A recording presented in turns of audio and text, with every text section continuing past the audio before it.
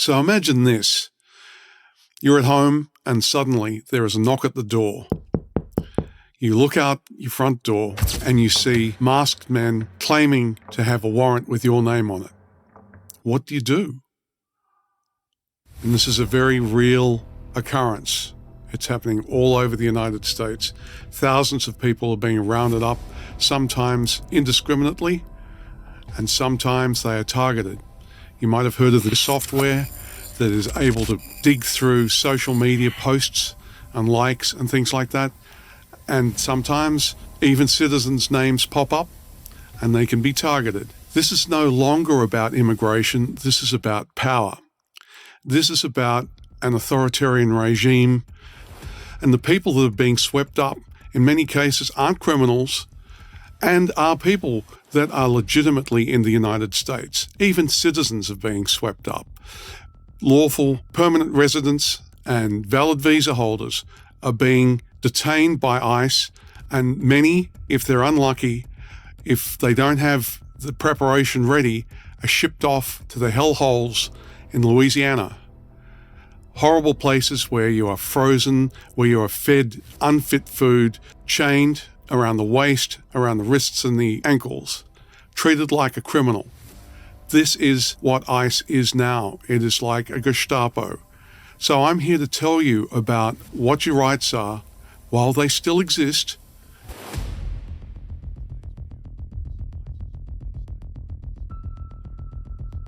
Welcome. Today's video is ICE's police state raids, Know Your Rights. With the current circumstances where thousands of people are being swept up in ICE raids across the United States, anybody can be rounded up. Nobody's safe. And what this is about is knowing where you're safe and where you're not, what to say, and knowing where to go, what to do. So I'm here to tell you about what your rights are while they still exist. If martial law is declared, all of this goes out the window. But at the moment, we are in the twilight zone.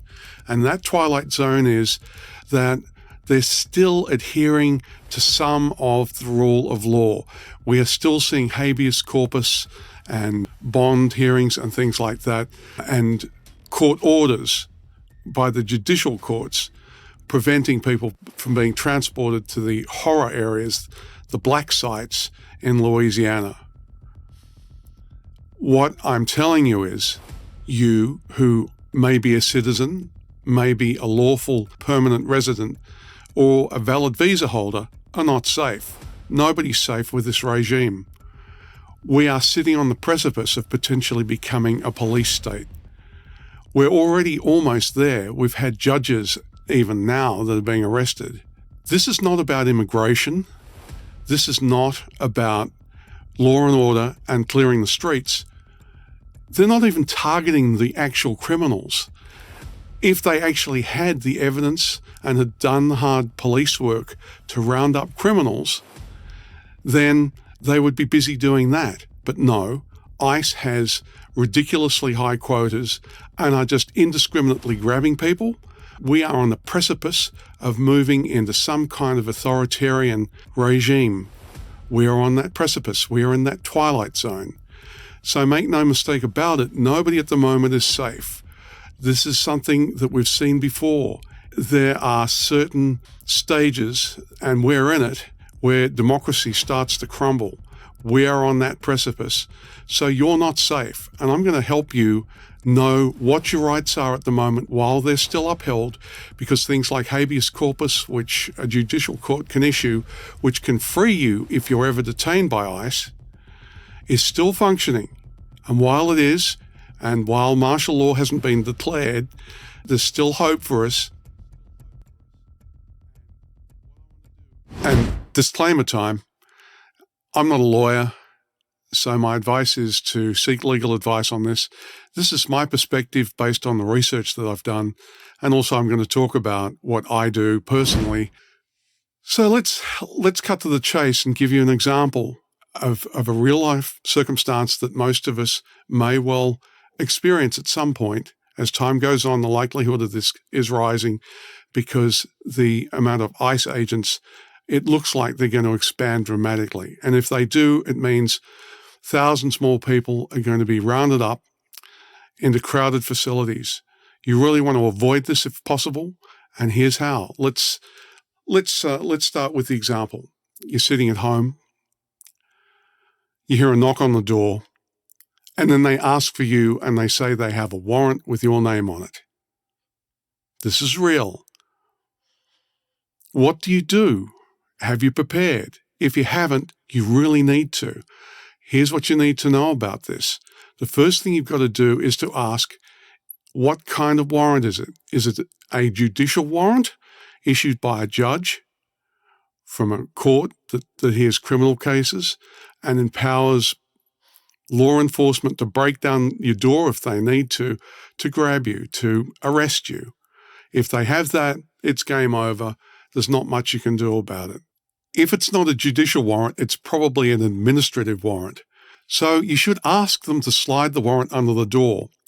If it is an administrative warrant that isn't signed by a judge, it doesn't have the same powers that a judicial warrant has. It is a civil document, and it's usually somebody like a supervisor of the people that are knocking at your door has written it up. They can detain you. If you're in a public area, then you're at risk. In your home, under the Fourth Amendment, they are not allowed to come into your home. Now, they may try, and beware, if anybody invites them in, that's not a good thing. So you don't want to invite them in. Also, some people think, oh, well, I'll just step out of my door and go and talk to them. Do not do that. Do not do that. Because the front area of your house, like your porch, is considered public facing, and they can detain you. They can't break down your door legally. Now, if they do, then you've got legal grounds to say that they broke the law detaining you, which is good for you because it gives you some legal basis to be released, because this is the objective here, not to be taken into detention, one, and two, if you are, at least have very good legal grounds to get out. Now, with the administrative warrant, what you've got to understand is that there is a difference between the judiciary and the executive through the Department of Justice, the DOJ.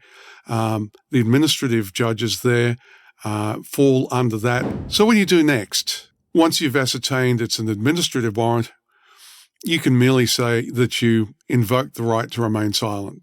And you can say, you're not welcome here, please leave, because in a way they are trespassing.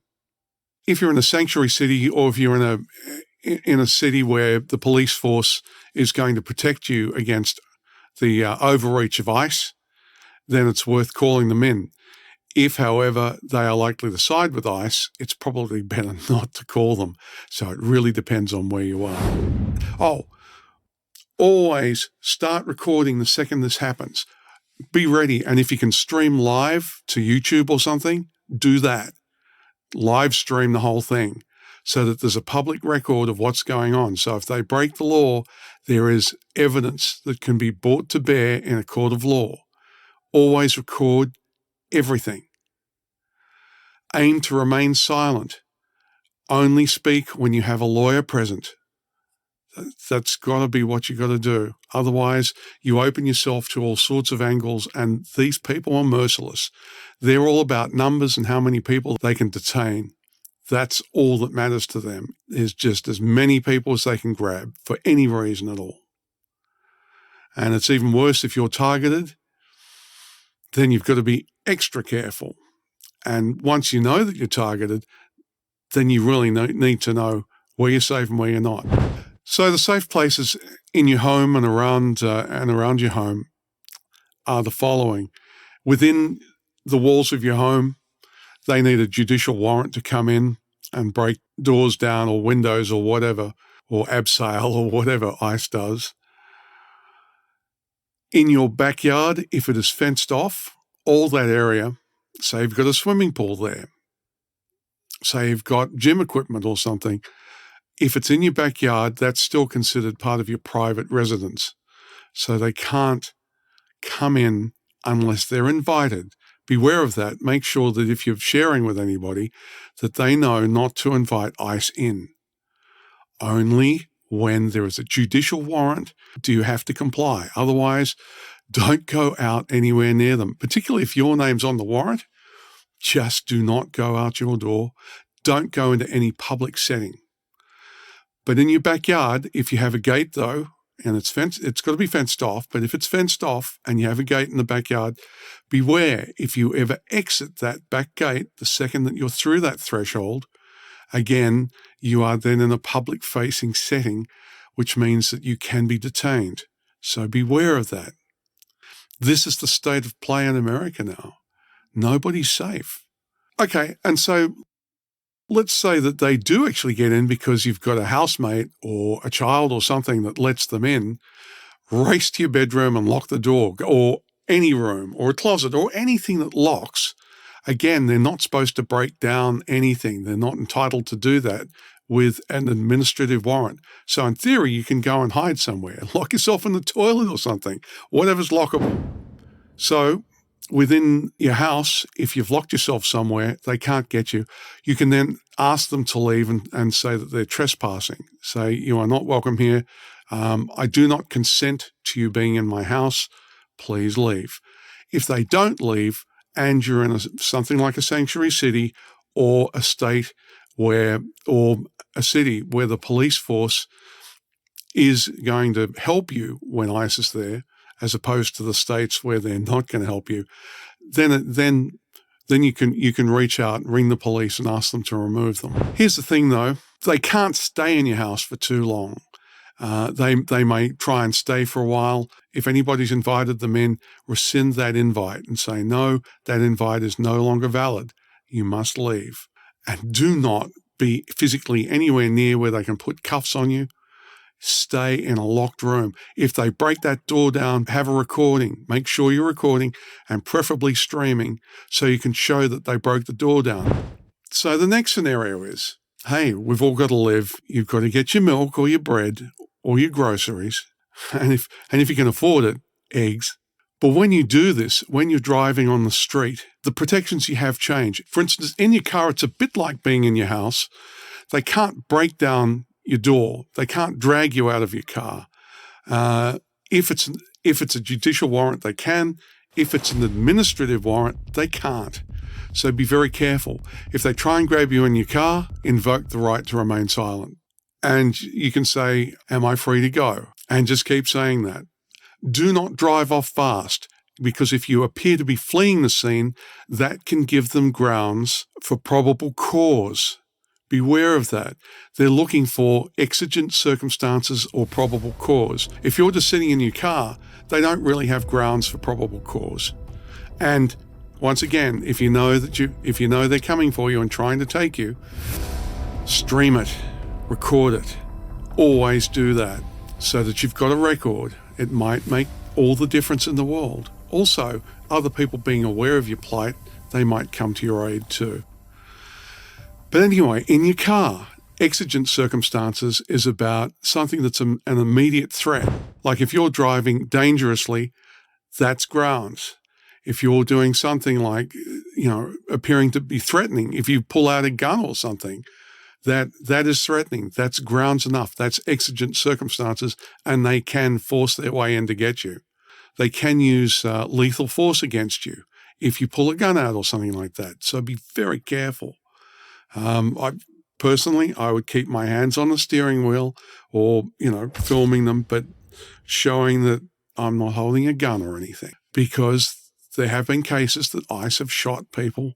And in this climate, you've got to expect that with some new people coming on deck, they may well not be fully trained and they might be trigger happy. So I would be very careful in a car, say in a supermarket car park. The idea is try and do things like, if you're going to pick food up, have it where you're driving to a window and picking it up. If you're going to a supermarket, pre-order it and have the supermarket personnel load your car up. Now, if ICE tried to grab me in that circumstance and tried to force their way through the trunk, you should be streaming and filming them, showing that they're coming through that way, and you have grounds to say that it was not acceptable search and seizure. So you have, again, legal grounds. Because if they're really that determined they're going to come for you and they're going to actually force their way into the cabin area and detain you, that shows an overreach. If you're able to have a writ of habeas corpus filed, you have then excellent grounds to claim that they violated your constitutional rights.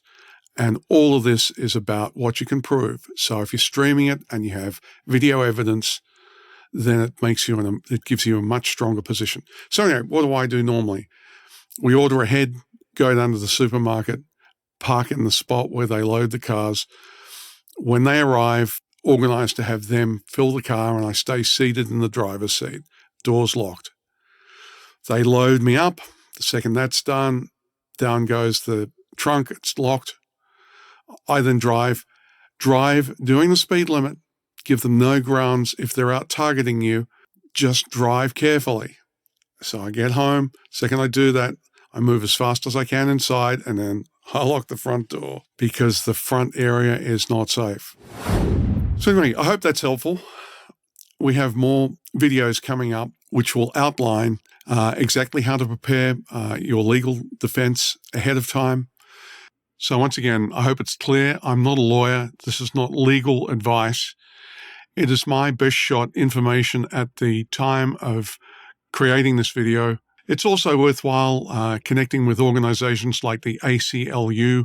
In the subsequent videos, I'm going to be putting links, etc., to many of the organizations that may be able to help you. Some of them will work pro bono. Some you need to engage. A lot depends on where you're situated, and it depends on your circumstances. But like anything, prepare for the worst and hope for the best. Once again, thank you so much for joining me. I do hope this has been informative. I hope that it's going to give you at least a good foundation for how to be prepared in these erratic and uncertain times. I'm wishing you all the best, and I'm looking forward to seeing you in the next video. Thanks again. Goodbye for now.